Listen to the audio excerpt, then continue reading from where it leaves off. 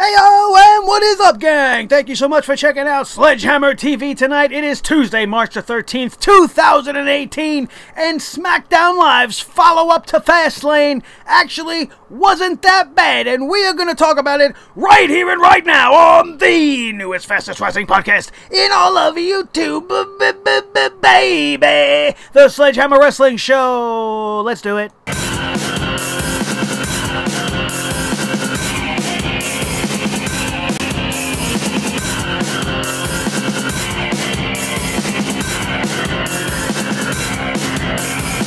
Sledgehammer Wrestling Show.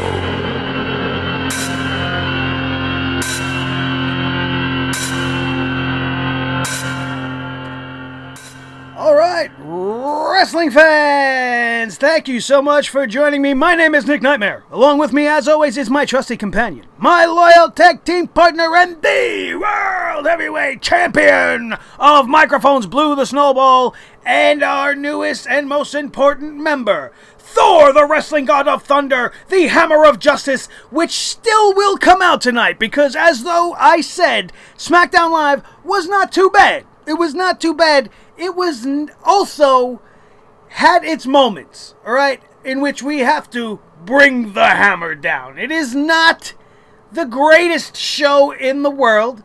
It is definitely a step up from what we have been receiving on SmackDown Live as of late. It almost seems as if now that this stupid, unnecessary Fastlane pay-per-view is over and they can focus their attention on WrestleMania, that we are actually going to get some decent stuff on the blue brand. And like I said, let's not get all overreactive and be like, oh, SmackDown was so great tonight, because listen, it was better than Raw. And it has been better than anything we've seen lately. But there are still a few key issues, which is, of course, why I am here. To enlighten you guys and make sure you don't get wrapped up in all the pomp and circumstance, and that you understand what you are truly seeing. And we can start right at the beginning with the confrontation between AJ Styles and Shinsuke Nakamura. This, like I said, was not that bad. AJ Styles pretty much coming out, telling everybody he earned the spot he's in, which is absolutely true. It's not his fault. He has been absolutely booked like trash over the last few months, but he is, thank God, still the WWE Heavyweight Champion. He's going to face a well-respected opponent in the kicking machine, the absolute most craziest guy I have seen come down the line in a while. There's just something a little off in a fantastic way about Shinsuke Nakamura. There's just something special about the guy, man. And although his English is not 100% easily understandable, his message was very clear. He respects AJ Styles. He's looking forward to this match, as the rest of us are. And he's planning on ending it with a knee to the face and taking the title from AJ Styles. It was a very good promo, given the two, you know, and what they've been given to do thus far, which has pretty much been nothing. So this was a nice launch point. I'm glad there was no physicality between the two. It looks like we are going to take this respected opponent route on the road to WrestleMania, and that's absolutely fine with me. There is no unnecessary shenanigans that needs to happen here. The match is set. The tension is already there.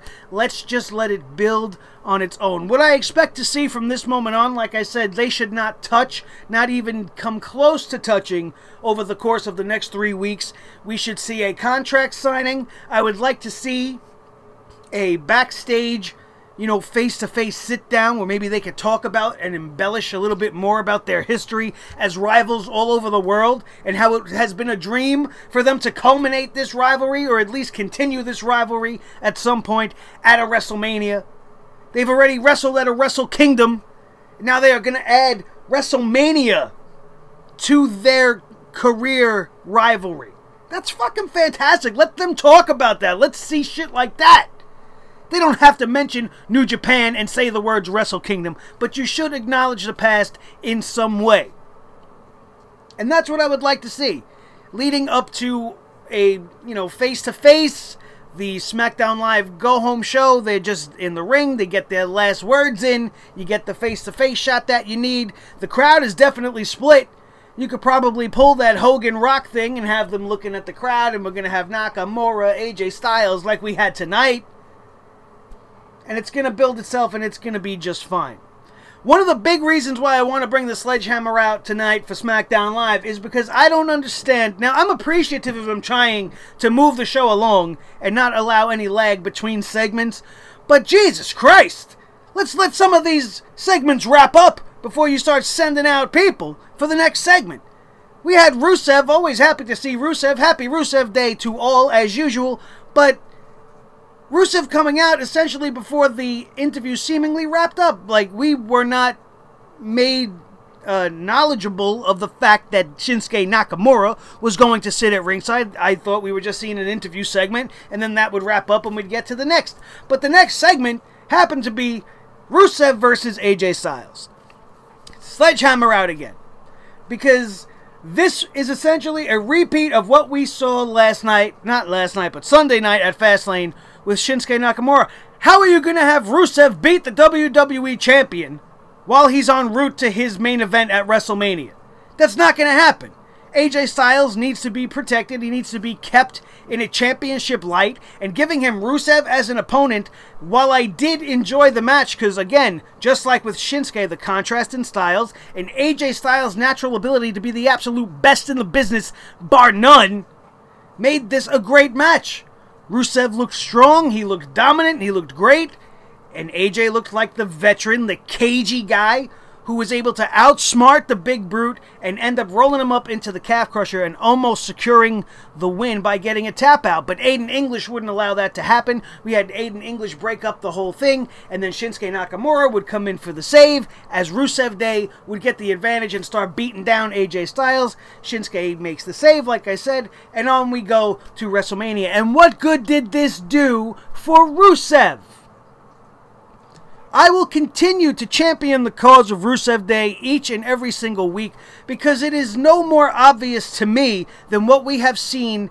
When was the last time Rusev has won a match?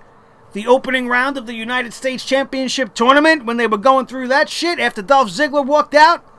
Dolph Ziggler wasn't even on the show tonight. Baron Corbin wasn't on the show tonight. Why were they even in that six-pack challenge now that I'm thinking about it? But Rusev being booked to lose non-stop. It's just ridiculous. It's ridiculous. I don't understand why they don't see the value. Or why they're still punishing him. Or whatever it is, the motivation behind them keeping this man down is, I don't understand it. I just don't get it. And having this match with AJ Styles is clear proof of that, you guys. He went against the top two men in the company. Did you really think he had a shot against AJ tonight? The performance is not what we're talking about. The wrestling was very good. The match was great. But it was unnecessary. With the proper build and at the precise moment, this is a main event match for the championship belt any time of the year. If they would nurture it and care for it and actually build it correctly. Based on what we've seen tonight, you can't dispute that fact. You think if you put them in the main event of a SmackDown Live or a main event of a pay-per-view somewhere that they're not going to tear it down? This was a great match to open the show. I definitely enjoyed it. I didn't like the way it ended. I'm glad Rusev didn't cleanly get pinned, but this is the champion, so why can't the champ get a clean victory? Again, this double-edged bullshit that they make me have to suffer through. Because there's a lot of segments every single time we watch WWE that it's like, yeah, it was good, but, you know, it does this. And there's always two sides to what they're doing, and it's hard to predict what side we're really going to come down on when all is said and done, especially in the case of Rusev. I just feel like it's doing damage to his character. Nobody's going to see him seriously because all the guy does is lose. He's becoming the new Bray Wyatt. And I don't understand it. I absolutely loved what they did with the tag team division tonight. Now, I know there is no tag team division. We didn't see any other tag team all night long. The entirety of the SmackDown tag team division was missing in action because you only need 3 for what is going down on the road to WrestleMania. Last week, we saw the Bludgeon Brothers absolutely dismantle both of the top tag teams, the champions, the Usos, and the number one contenders, the New Day. And it was great. And I fucking enjoyed it. It was the only part of last week's SmackDown Live that I fully enjoyed. I like that they're inserting the Bludgeon Brothers into this mix at this point. They've been slowly built pretty much properly. They went from the jobber stage to the mid-card tag teams, or the other tag teams, because there's not that many to choose from. They've gone through everybody, and now they've annihilated the best in the division. So where do they deserve to be? On the road to WrestleMania. And it's perfect. And tonight we continued this in a very, very unique and very, very different way. And I'm alright with this. I am alright with this. We had Big E backstage doing something we don't see very often, which is flying solo due to the injuries sustained in last week's attack. Poor Kofi Kingston and Xavier Woods just got bludgeoned. And Big E's looking for some revenge. He is going to go and take on the Bludgeon Brothers all by himself. When out of nowhere, we got Jimmy Uso coming in. And he's like, listen, Us, you can't do this by yourself. They took out my brother too. And your team and my team, the Usos and the New Day, we've been taking care of business. We've been handling it. We've been holding down the tag team division. And these guys want to come in and make a name off for taking us out. And he stood side by side with Big E, and they're like, let's go do this, man. They gave a little fist bump. And now we had a temporary formation between two teams that have been going at it for so long that this was so freshening to me. I loved this. I loved that they were going to now align themselves together, the two surviving members of both teams, to do their very best to take down the guys that beat their brothers down so viciously. And I was absolutely fine with this. I thought it was great.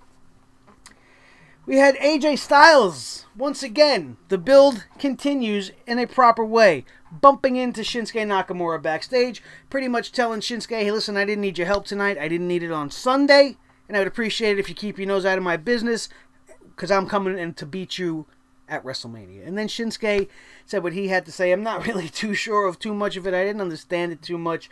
And I didn't go back and rewatch it. But essentially, he said that he's going to continue to help him at every turn because he wants him at 100% when he takes the WWE Championship away from AJ Styles at WrestleMania. So on we go. And I was okay with this as well. Then we had the matchup. The tag team matchup. The Bludgeon Brothers coming out and taking care of business in their own way as they absolutely annihilated Big E and Jimmy Uso. They didn't stand a chance. There was no turning back once that bell rang, and it was all Bludgeon Brothers all night long, as they definitely took care of what was left of the two best teams in the division. This whole matchup started out with a weapons duel. The Bludgeon Brothers came in, they were wielding their hammers, and the Uso New Day pair, it's hard to know what to call them, we'll just call them Jimmy Uso and Big E, had chairs, steel chairs. Reminded me of back in the day when Edge and Christian used to be doing their thing with the Hardys, and they would have dueling chairs and things like that. But they were swinging sledgehammers and chairs at each other to start this thing off. Next thing you know, the Bludgeon Brothers took the advantage without the use of any weapons, as the weapons were cleared from the ring, and then everybody was dead. Everybody was dead.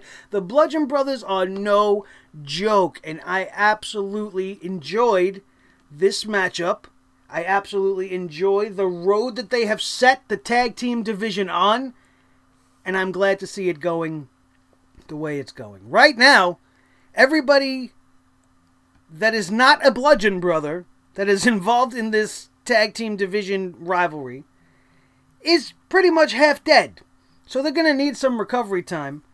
I foresee in the next couple of weeks the Bludgeon Brothers just coming out and dismantling people. Just taking people out, killing the entire tag team division, one team at a time, until we get to our triple threat matchup at WrestleMania. They still will have to establish that, as that has not been officially announced, but there is no clearer way. There's no other path that I could see them taking, and they better not put any other tag teams in this mix-up, because not even Gable and Benjamin deserve to be put into something that is being crafted so nicely.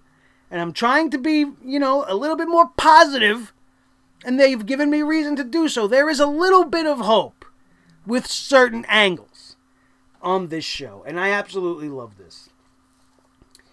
Where there was no hope, we're jumping around the card a little bit, we're not going in order so much, is with the United States title. Immediately, when I saw Randy Orton come into the ring with the belt, I just thought, oh man, it just doesn't look right. It looks like he's holding his son's toy. You know what I mean? That belt is so beneath Randy Orton. He's going to come out and tell everybody, oh, now this belt is mine. And nobody's going to take it from me. Cue the unglorious Bobby Roode. I thought we were in the midst of some sort of a heel turn, so when this thing began and he came out just doing his Bobby Roode thing and pandering to the crowd and telling him when I get my rematch at WrestleMania and I win my U.S. title back, it'll be glorious! And then we have Jinder Mahal coming out, continuing the rapid-fire segments all night long. I thought he was going to get involved in this little duel of words, where meanwhile he's having a match with Bobby Roode. It just... Everything seemed a little bit rushed, and I'm not downing it too much. It's just like nothing felt timed correctly. Everything was just like go, go, go. And it made it even harder to understand on a show that is usually very hard to follow as it is. But while I am appreciative of them trying to move things along, you gotta make it at least, appear like you're running a show properly. Because something just felt off with the way all these people were coming out tonight. Randy Orton is sitting out there at ringside once again, while Bobby Roode and Jinder Mahal have a match for absolutely no reason. Absolutely no stakes to it. Jinder's not, officially going to be entered into the hunt for the United States title by winning this match, although he will be heavily considered by management. Are you kidding me? We all knew this shit was coming, too. They could have thought of something a little bit more creative than what they have done with the United States Championship. The United States title on Randy Orton is terrible. It effectively makes him the United States title killer. You see it right here. Not just the legend killer, he's the title killer right now. Because what does it mean on Randy Orton? He beat a perfectly good United States champion that had no opportunity given to him to flourish. And the one time he's placed against a AA level superstar, they make him lose. How does that make him look good in the end? Even if your plan is to crown him for a second time at WrestleMania as the United States champion, why couldn't you just allow Bobby Roode to be a dominant defending champion? Take out Randy Orton on his own at Fastlane, take out Randy Orton and Jinder Mahal simultaneously at WrestleMania. That would be glorious! What he's doing right now is garbage! This whole segment was garbage. Especially given the fact that Jinder Mahal comes out for this match, beats Bobby Roode, clean as a fucking whistle, and then gets an RKO for his troubles. Thanks for coming. So now both challengers are laid out in the ring, and the champ is standing tall over them. Which is usually what should happen, and that's not my gripe with the whole thing. My gripe with it is that the champion is Randy Orton. All for the WWE to make the United States Championship match, in their eyes, look like a big deal by having a AA, AAA talent as the champion going in. And I'm almost 95% sure that Jinder Mahal's going to win that match, and that's probably going to facilitate the return of the evil Bobby Roode at WrestleMania. But I would like to see it happen before. And as he lost tonight, I would like to see tonight's loss start to be the thing that gets under his skin. Maybe next week we start to see filtering in a little bit more vicious Bobby Roode. Maybe this is the match, losing to Jinder Mahal in this moment on SmackDown Live while he's trying to get his rematch is the thing that's going to flip his script. It's going to set him off, snap his firecracker, and send him on this bad road. And I say it couldn't have come any sooner. So let's pull the trigger on it. I hope you're not waiting until WrestleMania, because if you do it now, it makes the WrestleMania match a little bit more interesting. But unless they decide to do that with Bobby Roode, the rest of this is just garbage. Absolute trash. We had Charlotte and Asuka's first full-on confrontation since the match has been announced, and I was actually okay with this as well. This was the best promo I have ever seen Asuka do since coming to the WWE. I was very, very pleased with what they had her say. I was very impressed with the way she said it, and Charlotte came out. She did her Charlotte thing. You know, I'm not going to go off too much on that. You all know what it is. Charlotte does the best she could to remember her lines, and she's the queen. And then Asuka comes out, tells her, listen, you're the queen, but I'm an empress. And Asuka bows to no one. I loved that line. That was a fantastic line. And do you know why Asuka bows to no one? Because no one is ready for Asuka. I loved it. I thought it was a great way to kick this thing off. Nobody touched. It didn't get physical. But once again, and I'm sorry for going a little bit backwards here, this segment ended when Randy Orton's music would mysteriously hit out of nowhere. Just like his RKOs. And your brain, because of the way it goes down, you're thinking, what the fuck does Randy Orton have to say to Asuka or Charlotte? Why is he coming out while this is wrapping up? Is he going to RKO the two top women on SmackDown Live? What the fuck am I about to see? It got tremendously worse as we got to see what I just talked about with Randy Orton and Bobby Roode. And it just, again, that rapid fire, non-stop, let's just keep things moving and not really care about how one segment is bleeding into the other and confusing people. Let's not give a shit about that. Let's just keep it going at a full pace. Carmella versus Naomi. Now, while I am appreciative that they are finally allowing the woman who is holding the Money in the Bank contract getting a win, did it have to be over Naomi? Naomi has been the most consistent, the most athletic, the best women's performer on SmackDown Live all year long. There's nobody getting in that ring doing it better than how she does it. Until now, the arrival of Asuka. That would be the only one you could tell me is better in the ring. And even so on the mic. Her microphone skills are just a step above everybody else's. Why has she been on this terrible losing streak as of late? I don't understand. She couldn't even get a win on the Mixed Match Challenge. Or did they? I don't even remember. I stopped watching because nobody gives a shit about it anymore. It was cool at the beginning, and I guess it's worn thin. But, not to stray off topic, but Naomi, week after week, she's lost to Ruby Riott, if I'm not mistaken. She's lost to Girl Braun, right? We didn't see any of them tonight either, thank God. Maybe I missed it. Maybe I fell asleep, and if I did fall asleep at that moment, thank you. Thank you, body, for falling asleep then. But Naomi has done nothing but be on the receiving end of a loss as of late, and I don't understand it. I don't. If it's the beginning of some sort of storyline maybe for her, I don't know. I don't know, but it seems like ever since she's become friends with Charlotte and Becky, her career has taken a turn for the worse. She's not being booked properly. She's not being featured. She should definitely be a much more prominent member of the SmackDown Live roster. I know she's one of the only women they like to use, but I think they're only using her because of how awesome her entrance is and that they know the crowd is looking forward to the lights going out and the glow coming out and everybody feeling the glow and everybody's going to feel great when it's all done, right? I don't think they truly see the value in what she brings to the ring. She's leaps and bounds above like 90% of the rest of the girls. She's definitely on par with Charlotte Flair. Had they not done this Asuka thing, I think Naomi versus Charlotte would have been the second best match they could have given us. Even over Becky.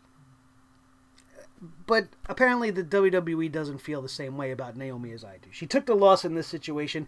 Another one of these double-edged scenarios because, like I said, I'm happy to see the Money in the Bank winner finally winning, and she did use some underhanded tactics. She was not so much of a cheat to win, but she got a cheap shot in at the end. She kicked Naomi off the ropes while Naomi was trying to go for a springboard maneuver of some type, and then would roll her up in a very lackluster pin But she got the win nonetheless, and I don't know what this means. I don't know what it means. I don't know what ramifications it may hold. If she has anything at all to do with the finish of the women's match at WrestleMania, I am going to have to kill myself. Because if they dare ruin either moment... Now, I am in the camp that I want Asuka to win. It's not that I'm anti-Charlotte. It's just I'm for this streak. I think it's the most special thing they got going right now. They would be stupid to kill it. They should extend it. If they want to make Ronda Rousey break it at some point later on, then fine, do that. But this is Asuka's really first huge matchup. Let her take the title from Charlotte. There is no shame in losing to Asuka. Ask your dad about losing. Because you can't be a 17, 16-time World Heavyweight Champion without losing it 15 times. So don't worry about losing it so much. Plus, you should be used to it from how you were treated on Raw. Every time you friggin' lost the belt, you can get another shot. You will have your rematch, and it will probably be even better than your match at WrestleMania. Because you're going to be nervous as hell. And I fully believe this is going to be a great match if they book it correctly. But Asuka versus Charlotte 2 might actually be the match we're all actually waiting for out of these two. Because sometimes the first match isn't always as good as the second. Ask Shawn and The Undertaker. You know what I'm saying? When you're natural opponents, and if their rivalry and their chemistry is truly there, it may take a little while for this to really kick in. And the best may be yet to come. Let's just be grateful right now that we're getting it all at WrestleMania. They started it off in a proper way here. They are not doing the right thing by the rest of the women's division, or lack thereof. But in the end, I'm all right with it. I mean, how much can Carmella actually lose as well? You know, she hasn't been featured that well either. So it's always like, well, what are they going to do here? Who are they going to go with? You never truly know, because nobody really gains momentum, and they're losing one week and then they're winning the next, and you never really know what's going on. Which is why you have shows like this with guys like me, so that we can ramble on and tell you, so that you could make an educated comparison of your own and say, hey, is this guy right, or is he completely full of shit? And either way you think, I want to thank you guys for watching, no matter how you feel about my opinion. But that's what it is my opinion. And in my opinion, the way this show went off the air tonight, although I am not looking forward to a Shane McMahon, Daniel Bryan versus Kevin Owens, Sami Zayn tag team matchup special attraction at WrestleMania, I am excited for the possibility of them actually making the announcement that's going to get everybody all crazy and say that Daniel Bryan's going to wrestle at WrestleMania. He's going to be paired with Shane McMahon, as what we've seen as the show went off the air tonight.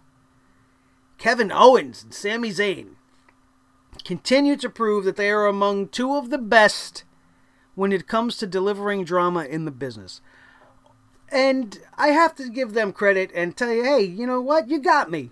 You guys got me, WWE. You got me on this one. Because I sat here Sunday night after Fastlane, and I was pretty angry about what I saw at the end when Sami Zayn double-crossed Kevin Owens and was taking advantage of the whole situation, and then Shane McMahon ends up getting involved, and that whole thing. Obviously, you felt it too, that they were leading towards a collision course at WrestleMania between these two guys. And in fact, that's what Shane McMahon's big announcement was.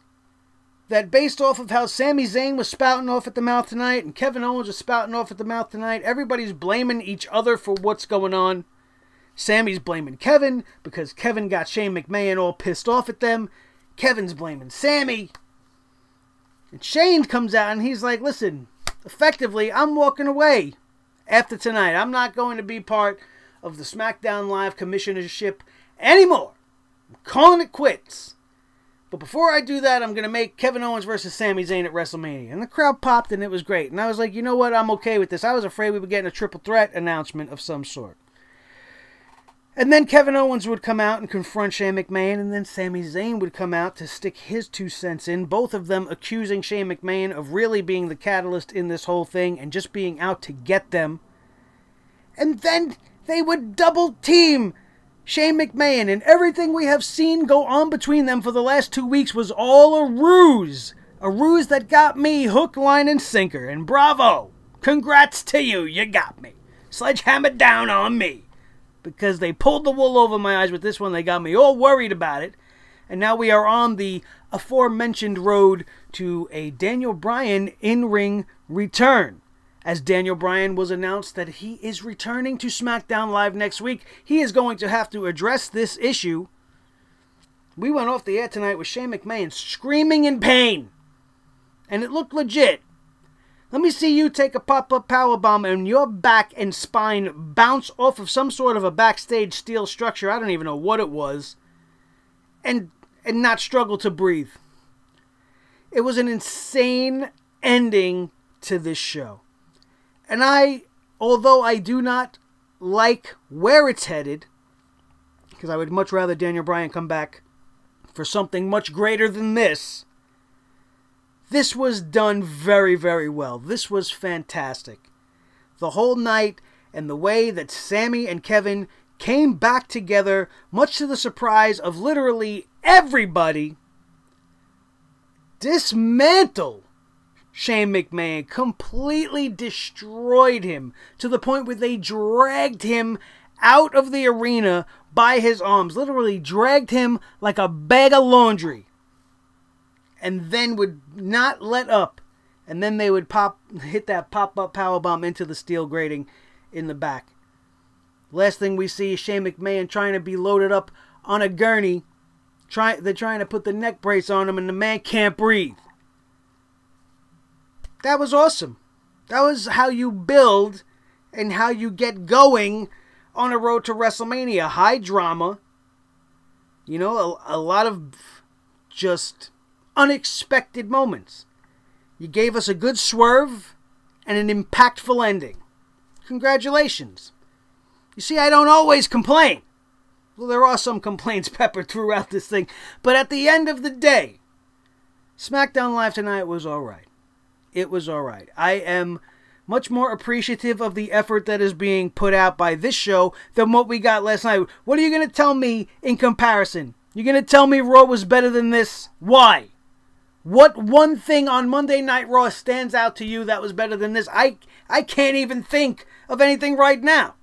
And I reviewed this freaking piece of trash show, Monday Night Raw, for you guys last night. I can't think of a thing right now that was worth talking about. Oh, here we go. John Cena's promo. There you go. And Finn Balor and Seth Rollins. Did either one of those things deliver better than what we've seen here tonight? I don't think so. I'm going to have to go on record and say SmackDown Live wins the week. And their road to WrestleMania definitely doesn't suck just yet. They need to get Rusev Day going. That's their biggest mistake. They need to get Rusev Day in line. The United States title thing, that's just hopeless. We're just going to have to get over it. We're going to have to deal with it for the next 4 weeks until WrestleMania comes and goes, and we'll have to see where they're going with it from there. I guarantee you it's going to be around the waist of Jinder Mahal. That's just what I feel. They're going to want to just make us want to kill ourselves. We're going to have Jinder Mahal win the U.S. title, then we're going to have Roman win the Universal Championship. Please. And God help us if Charlotte Flair beats the streak of Asuka. I don't want to see that. I don't want to see that. There is no shame in losing to Asuka right now. She is the irresistible force right now. She is the immovable object. She is whatever wrestling-related tagline you want to put. She is the unstoppable monster of the women's division. Let it remain that way until you find somebody worthy to take her down. I don't believe it will be Rousey, but let's see where they're going. Ronda Rousey is being launched at WrestleMania, so I'm not going to throw my 2 cents in the hat just yet. They're already changing their plans. She was supposed to be on every single Raw episode leading up to WrestleMania. She wasn't there last night. There was a lot of people not on the show tonight. Like I mentioned already. Dolph Ziggler, the entire tag team division, Ruby Riott and friends, not on the show tonight. And I didn't miss them. So they didn't do anything wrong by not having them on the show tonight. That's it, you guys. That was SmackDown Live tonight. You guys seen it for yourselves. You know it wasn't that bad. And you know that I didn't come down too hard. But we do have to bring it down. Because I hate it. Everything that's going on with the United States Championship. I hate what they're doing with Rusev. And if we could just right those two ships, SmackDown Live would be the absolute hands down better show. But let's see if they can keep up this very slight momentum. This isn't some earth-shattering shift into the right direction, you guys. We're tiptoeing. It was okay. It was passable for a show. Coming off of Fastlane, not too bad. Obviously, Fastlane was a distraction. And now things are being put into play in the right way. Thank you so much for being here with us tonight. Don't forget, if it's your first time around here and you enjoyed this show, to subscribe to this channel right now. Bring the hammer down on that subscribe button. You could do it for yourself. Hit that notification bell right next to it so that you will always be notified immediately every time a kick-ass episode just like this one hits YouTube's airwaves live for your viewing pleasure. And don't forget, with this video and each and every video that you guys watch, hit that thumbs up. Bash it real hard. Make sure that I can feel it when you do, so that I know that you're enjoying what I'm bringing to you here on this channel, and will continue to do so on a daily basis. And don't forget, we are on the other side of 500, and we are on our way to our first 1K subscribers, and we want to eclipse that before we hit WrestleMania. And this is a call to arms to my Sledgehammer Club members, you guys. Whether or not you picked up your t-shirt yet is not a prerequisite on what you can do for me right now. And what you can do is share this video as much as you can with as many people as you can, especially your wrestling buddies, and make sure that they know that they are missing out on some of the absolute most entertaining and absolute best wrestling analysis on Raw, SmackDown, pay-per-views, all over. Everything that happens in the world of pro wrestling, if it's worth you hearing about, we cover it. Just like we talked about Jeff Hardy's arrest over the weekend on Sunday night. If you missed that, go check that out, because there's a pretty interesting rant in there as well. I think Rant-a-Mania was running wild on that episode, and you should go check that one out right now. I will have it linked in the little I dot right up here for your easy access to get to everything else you need to get your eyes on this channel. Thank you so much for all the support this weekend. Fastlane weekend was very big for us. Thank each and every one of you who came aboard this weekend and subscribed, and I hope to see more of you join the Sledgehammer Club as we continue to take over YouTube one sub at a time. My name is Nick Nightmare. This is my little buddy, my trusty companion, and the World Heavyweight Champion of Microphones, Blue the Snowball, joined with us as always with Thor, the wrestling god of thunder. And this has been the Sledgehammer Wrestling Show right here on Sledgehammer TV, only on YouTube.com. Randy Orton is the legend killer, was the legend killer. Now he's the U.S. title killer. Boy, did I botch that one. Luckily, they didn't botch SmackDown Live tonight. Too bad. That is going to do it, and we are right out of here. And we will see you next time right here on the Sledgehammer Wrestling Show. Have a good night.